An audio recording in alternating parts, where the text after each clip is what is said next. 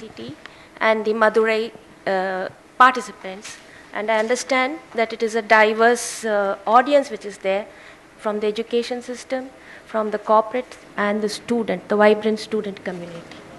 Okay. I would like to focus, like we have been saying so far, my esteemed panel members have been talking about technology and what is required in the business or the corporation, what they want from the aspirants to work in these companies, and what are the trends in technology today, and how everything is transformed because of technology. We have had banking sector, industry sector, the way we do our jobs, the way we go about doing our daily work, everything changed because of technology. What has happened to the education sector? It is the same, 1,000-year-old industry. Has it changed the way you disseminate knowledge, the way knowledge is proliferated, the way the teaching is done, or the way the students get the knowledge? This is the question which I want us to ponder upon. So I am saying that in this forum, I want us to think about the next wave of educational innovation will be a technology, will have a great role for technology to play in order to catch up with all that is happening in the various sectors in which definitely education is required to serve those sectors. If you have to have a banking job, you need education. But if the way banking serves people is in the concept of how technology has changed, why not see technology changing, innovate the way education is done, or the education sector? So that is what I am trying to think. So I come here to give three specific messages. That one, we are talking about inclusive growth. That is, inclusion means we have to make sure that we have access to all that is knowledge, both locally and globally, and also to everybody. So inclusion must be driven by democratization, and not only of education, but of quality. What do you mean by quality education? Education which really serves the purpose. What is the purpose today? What is the, Mr. Purushottam, Arunachalam has been telling us that the people which I get to work in my companies are not, I'd have to have a finishing school and then I have to work on them, and then my job depends on whether they are successful or not every quarter. But that means our education, the quality education means it should serve the purpose. Today's world is of growth, competitiveness, jobs, ensuring livelihood, and we have to carry this entire nation, and we have to deliver the type of education which is actually useful. So inclusion must be driven, that means it should address democratization. It should be able to reach everybody. It should meet the requirements of quality education. That is, it has to be actually useful. The next point I want to talk about is meeting the country's technology infrastructure requirements. The next point I'm saying is the disruptive innovation in Indian education will be unleashed by new setups and technology drivers. It's not necessarily going to be the deans and the faculty and the content providers. It also has to be done by new setups and the way business, how education can be delivered, and use all the technology drivers Mr. Damodaran and Mr. Arunachalam has been telling us. SMAC. How technology, why not bring university to the device if you can bring corporations to the device? Why not learning be in a social setup? Why it should be that I should sit in a place where the teacher knows how I do or what I do? Why can't it be where I am and what I want to learn? Why can't it be competency based? Why it should be whether I'm an assessment? When I learn, I have to learn as an individual. When I work, I have to work as a social being. When I live my life, I have to work as a social being. Which means peer-to-peer learning, collaboration, sharing of knowledge, working with people, all these are the environment in which we actually live our lives after the first 20 years.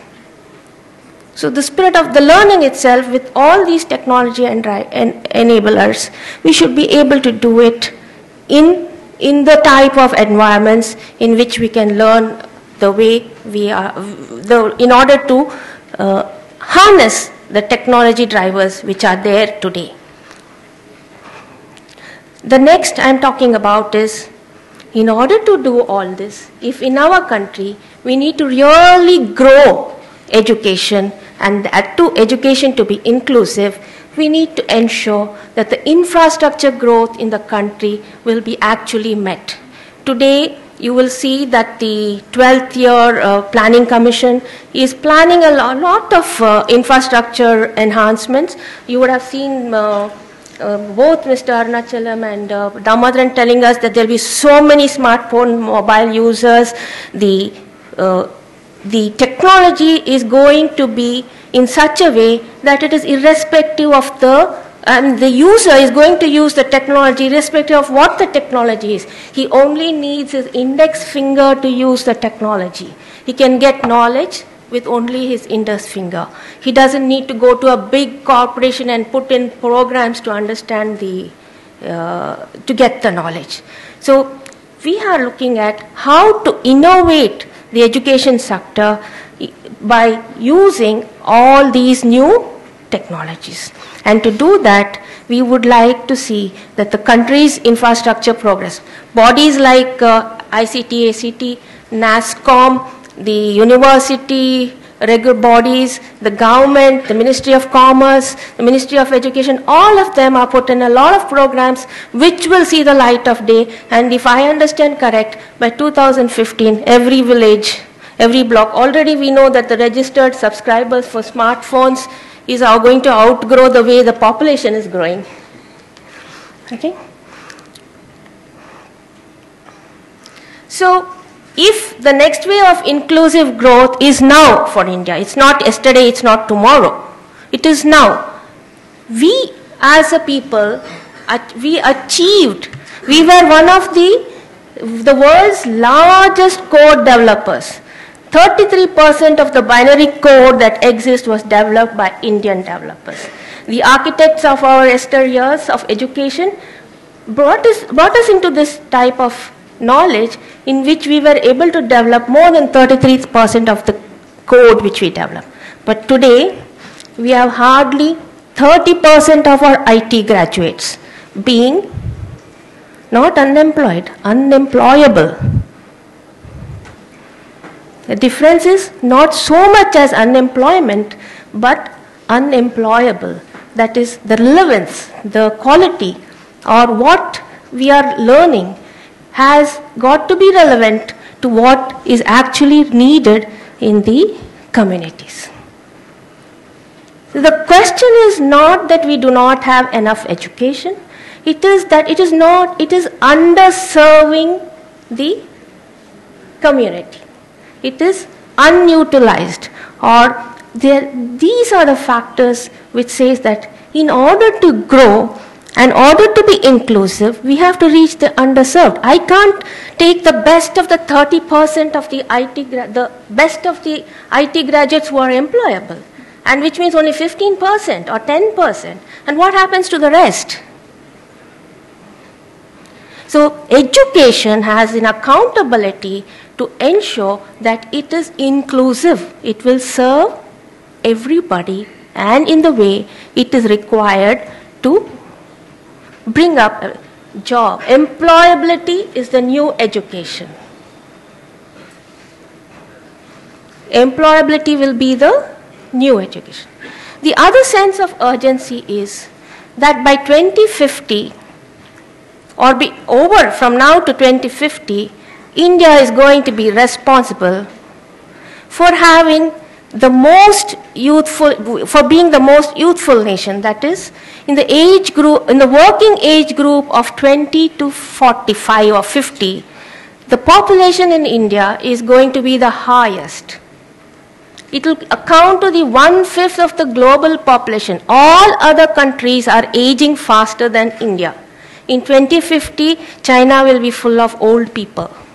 But in the next 30, 40 years, India is going to have a youthful workforce.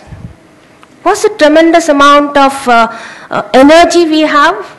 And if in this we are going to have only a few percentage who are employable, though, and that too the percentage which actually receives education, how as a country or how as an education sector we can call that we are having inclusive growth?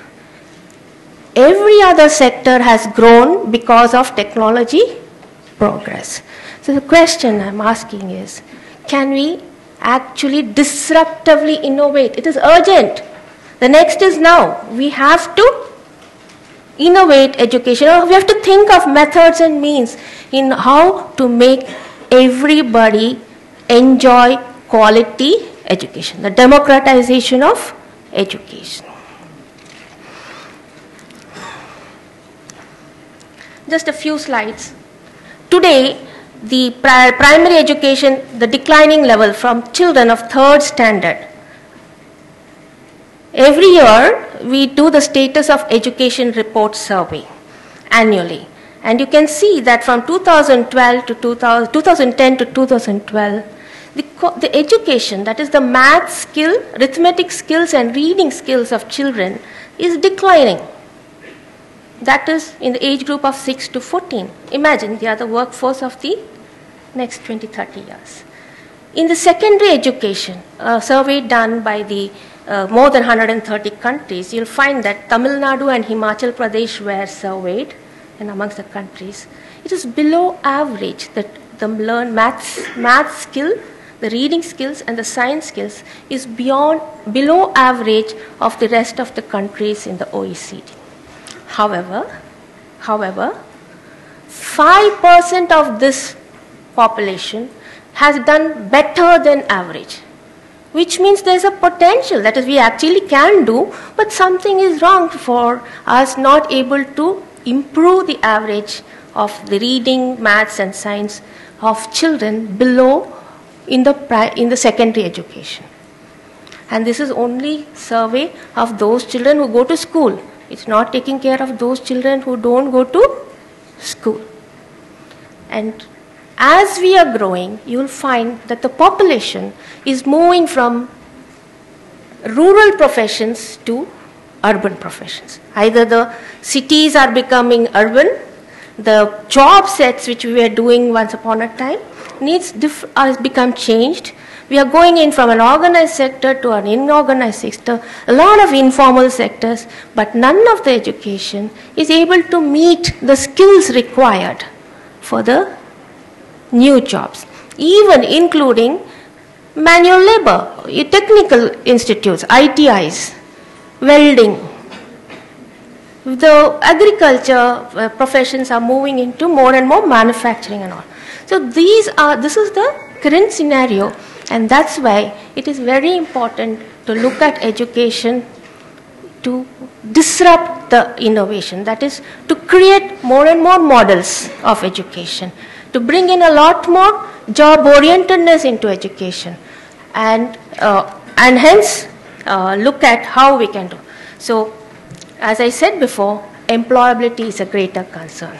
So with this background, I want to focus on higher education.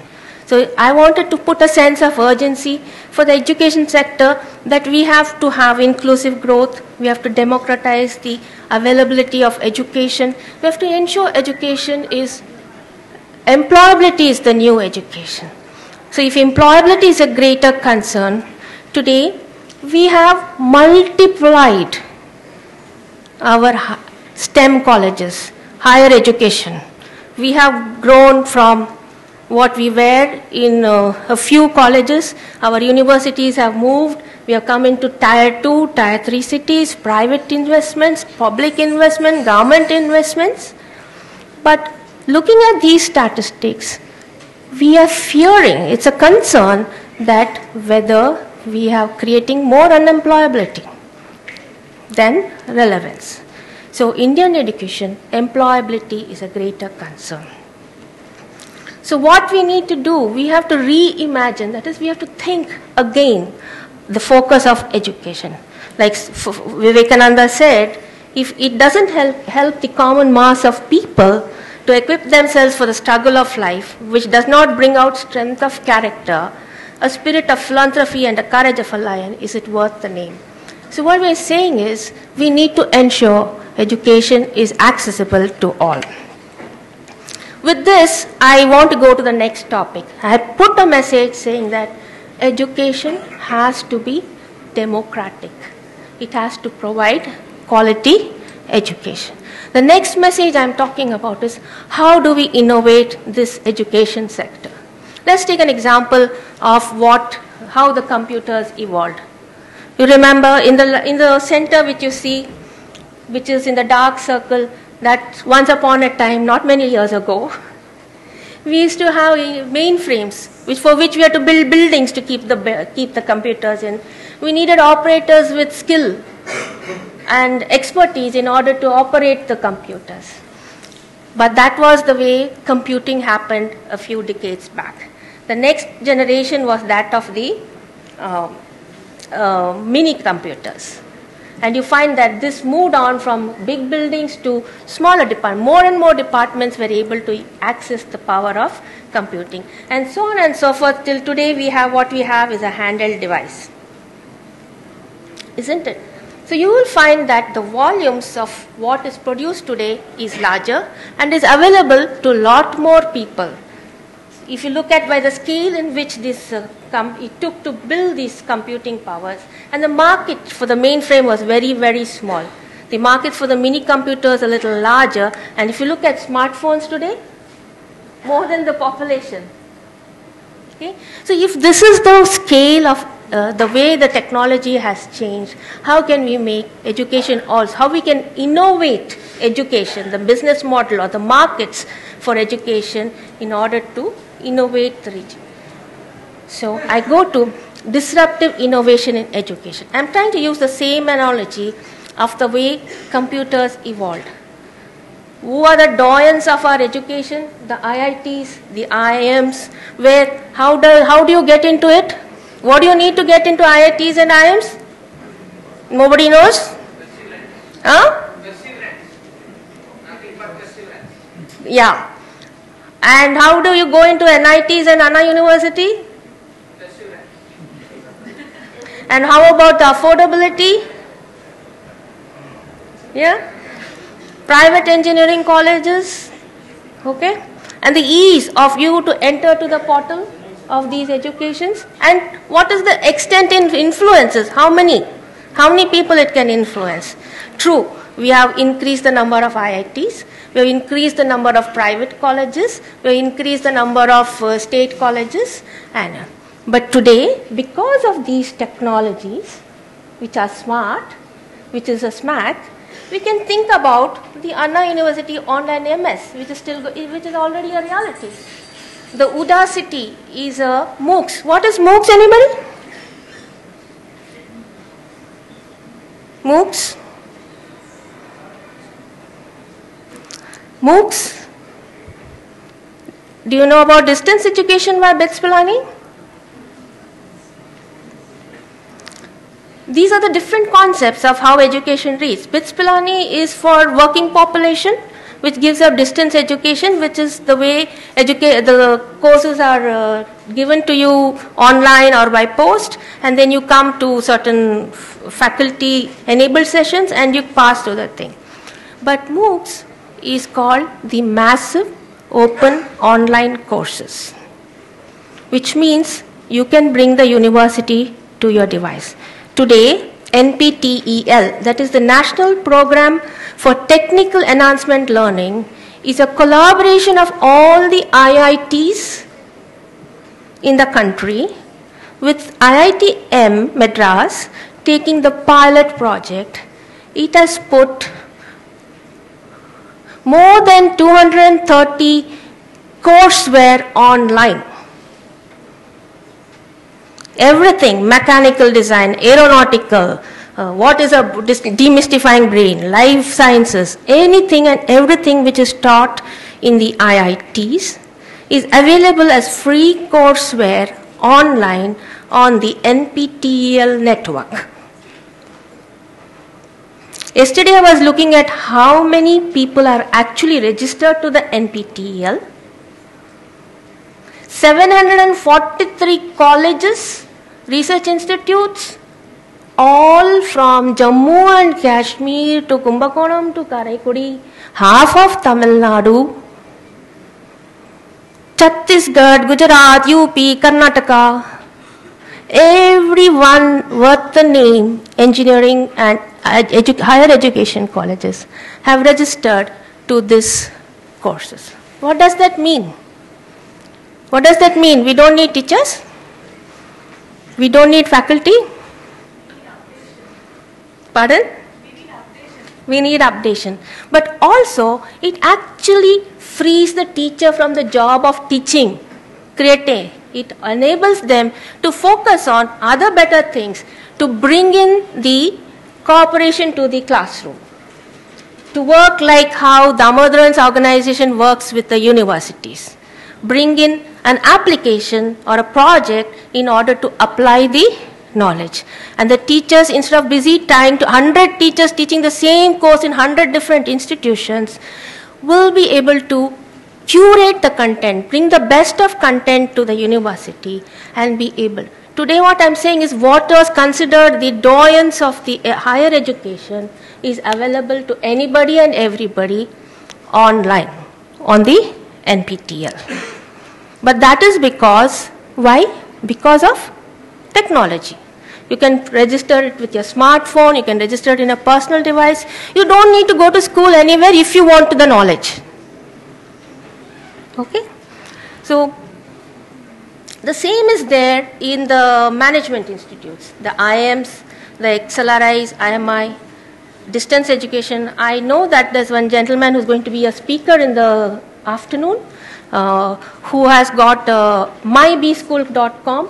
In collaboration with the IM Bangalore and other such things, he has created education for MBAs. And the MOOCs, like the best universities in the world, Harvard University, the Australian University, the Europe Portal, the Udacity, the NPTELs, all of them, the best brains in the world, they have opened up their online courses via MOOCs for people to register online and to get the best of the knowledge accessible. That is what I'm saying is democratization of accessible, democratization of available knowledge. You will see that online education is growing rapidly, so much rapidly that already it has got a very short history. Online education and the concept of MOOCs has started only in 2008, but already in 2011, the penetration and the number of people registering across the universe, across the world. So the education has become global. It is not. It has got no boundaries. You can register to a Harvard University professor's course. You can register to a IIT aeronautical design course, and you can bring in this knowledge to your university walls within the brick and mortar institutions. So when I mean disrupt, it means we are creating newer opportunities which did not exist, and therefore include them into the system of education. So I am innovating disruptively, creative construction. So it is only a way of thinking, opening the walls. Now with all this, what will be the role of the brick and mortar institutions, the universities which we have built here, the buildings which are there, the vast technical campuses which are there? What will be their role? What? What would you like it to be? Mentoring. Mentoring, coaching, curating the content, bring the best in the world. Instead of trying to create a content which is 100 years old or teaching the content which is 100 years old, get the best, and facilitate, create student networks, peer-to-peer learning, create a method of learning which is actually true to the real world. you enable social skills, you enable lively discussion, you enable the question, how to question. And I saw a slide which says India is the topmost in sharing things online. 100 likes, 1,000 likes, anything which I feel I want to tell the community. So much, if you're sharing things online so much, why can't we harness that culture of ours and use it to learn more collaboratively and more networks? So online education is growing rapidly, and as I said, it could potentially disrupt teaching profession. But teachers are finding this two ways important to them. One is, it liberates them from teaching. That is basically transferring the information to you. It brings for them the role, makes their life, makes their profession more and more interesting rather than a 9-to-5 job, makes their profession more. They get access to all the knowledge which they can therefore impart to their students. They can bring in a lot of portals and sharing information, and therefore then the Nptel, by the way, is funded by the Ministry of Commerce, HRD, which means the country is not sitting back and looking at let the population grow to whatever they want to grow till 2050, let unemployment grow, No, education is a big concern. You have the right to education policies. Today, ITIs are getting the maximum funds to enable people to get occasional skills along with general education. You have corporates having to shed 2% of their revenue into doing corporate social responsible activities.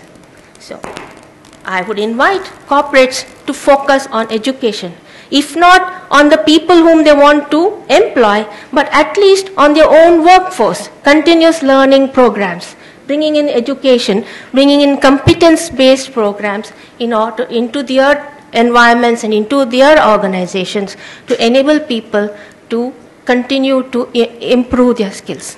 So what might happen tomorrow? We will choose the students will control what they will learn. The students will learn in the pace in which they want to learn. And the students will do it because they want to do it, and they will do it based on the competencies which is required for their jobs and for their careers and for their growth. So that's one thing. Secondly, if India is going to have a population, the most youthful population for the next 50 years, where is the globe going to go for resources, for their workforce? Where will they find youth? Where will they find people in the age group which they can work, where they can do the work which they want? Where will the jobs be? You can sit in Madurai and you can study in Madurai for a Harvard University. You can sit in Madurai and work for a global job, global market. Because the emerging markets will dictate. You think one of the reasons why the universities in the much more developed countries have gone the MOOCs way is to attract students from the emerging markets. Not everybody can go to US and do their higher education. Not everybody will have the means and the method. But by making these online courses available, people are enhancing the skills and they become more equitable. Their education is more equitable and they are able to compete with the global talent. Of course, questions will arise. What is the degree? What is the certification? What is the validity? What is the credibility? But the time will tell, and if universities and the corporates take a lead in blessing this method of learning, then definitely the regulations, the way to structure this will also follow. Because disruption, when smartphones came, what did the companies say? You can't use your personal device You can't download social media in the company. But what do they say? Today, they're changing the way we will use the social media. So definitely education is being democratized. Yeah, this seems to be a famous word today. It's smack. Smack, the game changer. Okay? With smack, what are you creating? I don't have to explain smack, right? Social, mobility, analytic, and cloud computing. With this, we are creating ubiquitous computing. That is, computing which can be done and is transparent to the type of device you are using. You don't need to know what the technology is, but you can use it on any device, whether it's your smartphone or it is a personal computer. With ubiquitous computing, what has happened?